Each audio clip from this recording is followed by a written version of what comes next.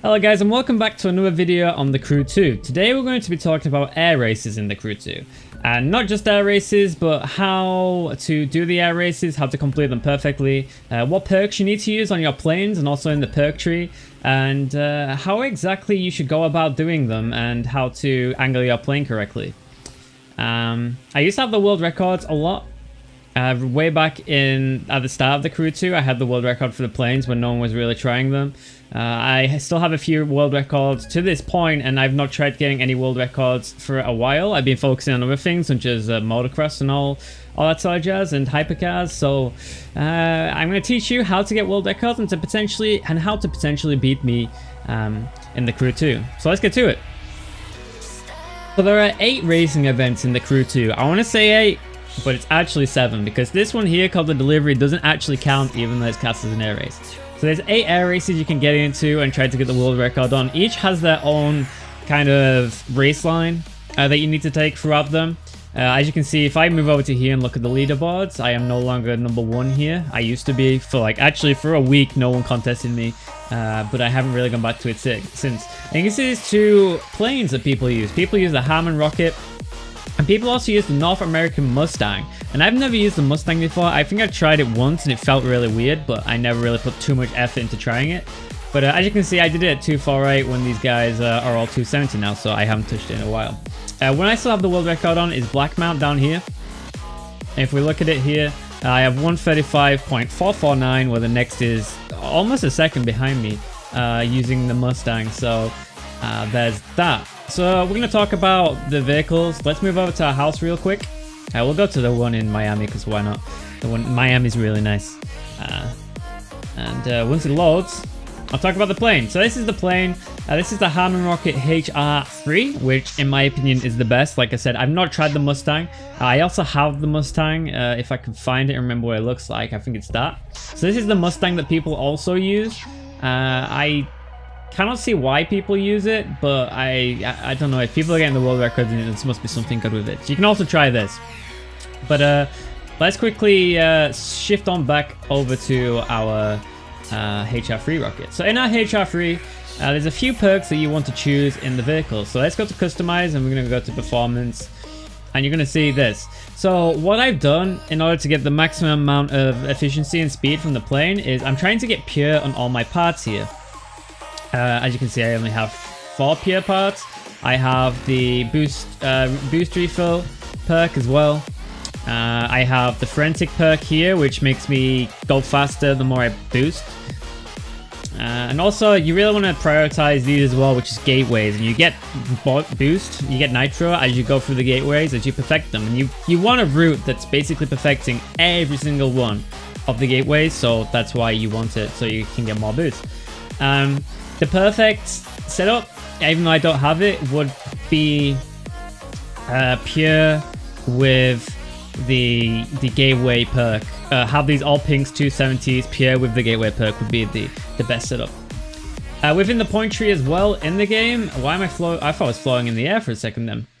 The perk tree in the game is kind of the similar as well. So in comfort, you want to have your points in pure, extra pump, and frantic. I think the next one you'd probably go for is just you can really go for anything else in a plane. So that's all you need in the plane for the comfort. You need nothing in the vehicle. Vehicle doesn't change anything whatsoever for the plane. And in gameplay, you want extreme mode maxed, you want gateway maxed, and you want perfectionist almost maxed. So perfectionist makes it so you can perfect a checkpoint with more leeway left and right, so you can get it perfect. This also helps, I think, in the events, the air race events. I can't remember what they're called. The ones where you're basically doing the same thing, but you're doing it through towns and stuff, the skills. That's also good for this as well. But one thing I've never used before is extreme mode, but after reading it and actually understanding what it means, it's actually a lot better. And I'm going to explain to you why it's useful in a bit. So use extreme mode and gateway so you get in boost as you're going through the gateway. And that links into the pure, extra pump, and frantic as we have over here. Okay, so one other thing I want to look at now is the assists I've got on the plane. And for some reason, you're not allowed to do it in your house, which is why we're back flying again. So I go to performance, looked at pro settings, and these are the, I guess, the assists that I have on. So these are normal here, auto climb control turned on, knife flight assist turned on, automatic landing gear turned on. These are normally on max by default. As you can see, the pointer is all the way at the end. I turn these off because in some of the races, you really need to go low to the ground in order to get the best racing line. I haven't changed any of the specs down here. There probably is something that makes it a little bit better, but honestly, like default, I've kind of cracked it and I think it's perfect. But you really need to turn ground cushion off and ground effect off in order to get the best times. And if you don't feel comfortable doing that at all, it's kind of something that you need, but is gonna make you lose about 0.5 seconds every single race, I'd say.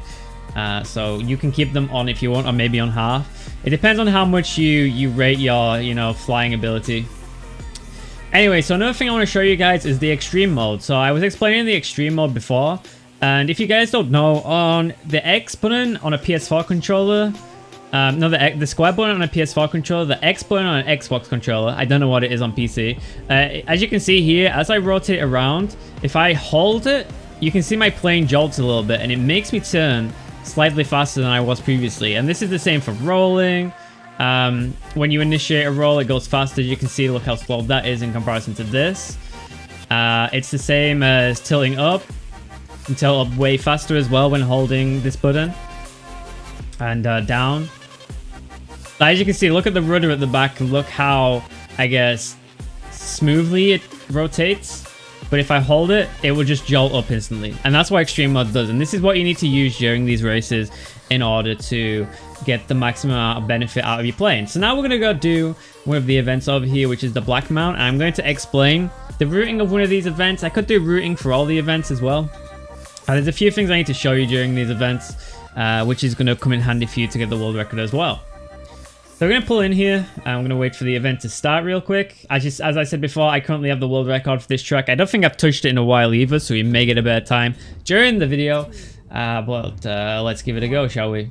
So right off the get-go, you just want to use all your boost to accelerate as fast as possible. Just use it all. And you get these checkpoints here. And you have to perfect every single checkpoint by being on the same level as it and being in the same orientation, as you see right here. So I wasn't touching it, but you have to be on the same level. And if you're not on the same level, it just gives you a nice, even if you're the same orientation as before. So I'm slightly behind my own PB right now. As I said, it's been a while since I've done air races. But this is really what you want to do. Use your air roll as well to kind of control yourself in the air as you're trying to rotate around to the next one. Don't tilt your plane around like at all. That loses you more speed. Another thing as well is when you rotate your plane around when you're going into a checkpoint like this, make sure you are using the X button or the square button. So here, rather than going the loop around, you want to point yourself up a little bit, hold the X button or square button and rotate yourself around. I'm going to call it the extreme button from now, since it is the extreme button. I'm actually quite far behind my own Ghost. Like I said, it's been a while since I've done this. So once again, just if you seem to be struggling with getting perfects and getting the orientation correct, because it's quite a slim orientation, if you do it way before, like this, you can get it absolutely perfect like every single time.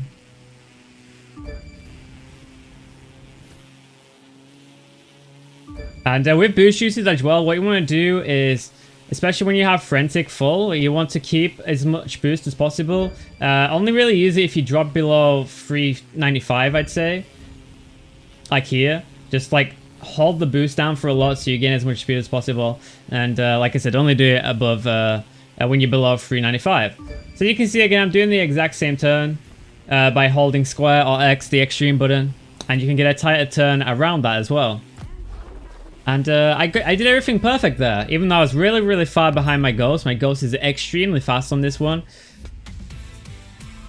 But as I said, we're not being very competitive right now. The only thing we're doing is showing you guys how to get the world records. Now I'm going to show you guys another track as well. One potentially that I haven't got the world record on, which is the Navajo Trail here. So as you can see, I am currently 5th in the world from doing it 248. Number 1 has 128. So we can shave off another 1.6 seconds, I think that was, or something. Let's give this a go and see how well we do. So once again, I'm going to give you advice as we go about it. boosting at the start, holding the boost down as much as possible, gaining the fastest start and as fast as possible. Now, I'm going to show you the routing on this track as well. This is going to be the last track that I show you the routing on for this video. So you want to keep making sure you're using your boost as well. Turn around here like so, like this. This is why you boost to gain acceleration again. So this dude is actually on my level right now. So we've got similar speedy planes, if that makes sense, if that's English enough. We are slightly faster than the dude. Now here, you want to pull to the side, air drift around, slightly miss that rock, and boost down back to this checkpoint here. And this is one of the reasons why you want your cushion off, your ground cushion. Because in that situation there, if you had your ground cushion on, it would push you off of the cliff because you're going really, really close to the cliff. And you do not want that at all. So that is another situation, or one of the situations why you want ground cushion off. Now we are slightly faster than this number one guy still. We're going to do the exact same thing again here. Pull to the side. Use air roll. Not air roll, use your air drift. That's what it is. And get a good angle. Now you don't have to fly through this loop. It depends how well you get around that last corner. I'm going to do the exact same thing here again. So we're going to pull to the side like so. Wrap ourselves around this rock. That dude does it real fast. I think he's using the Mustang, right? I'm not too sure. So we don't have the world record this time. That guy is really, really speedy.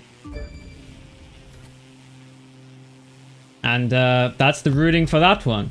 Looks like, like I said, this was one of the first tracks I started trying to get the world record on. And the thing with this track is that cliffside, which I'll talk about the ground effect, the ground cushion. It's very hard to do, and we've been using a tactic that's about like a week old or something. People might have better tactics. For instance, I saw him do something really weird. He probably has a better tactic for doing that. But obviously, we still gotta do some more planning, you know, make the air races a little bit better. But guys, that was the video. Let's check the leaderboards real quick to see how close I came to that. As you can see, now I'm second with 0.3 seconds behind. That's easily doable even without changing my strategy for that corner. As you can see, this is definitely the world record strategy that you need to use in order to get the world records in the game. Just keep practicing, keep trying it. You'll slowly get the hang of the plane. It'll slowly feel second nature to you. Keyboard users, it might be a little bit difficult. I've never tried to use the keyboard in this game, especially for flying. I know in Grand Theft Auto and whatever, flying in those games is pretty difficult. So I wish you the very best of luck if you're a keyboard user. I do believe that you guys can do it though, and you can get the hang of it. But I hope you enjoyed the video, guys. I hope it was very instructional for you all. I know one of my viewers on Twitch was wanting me to make this video because they were struggling with air races quite a lot. So I'm going to say hello and give a shout out to AliCat for that. If you guys don't know what my Twitch channel is, please check my links in the description to find my Twitch channel, twitch.tv/Swole6. I am live 5 days a week playing the Crew 2, so come catch me while I'm live if this video helps and you want to hear some more tips and tricks. But apart from that, guys, hope you enjoyed the video. I hope to see some of you guys on that world record list and absolutely dominating the skies.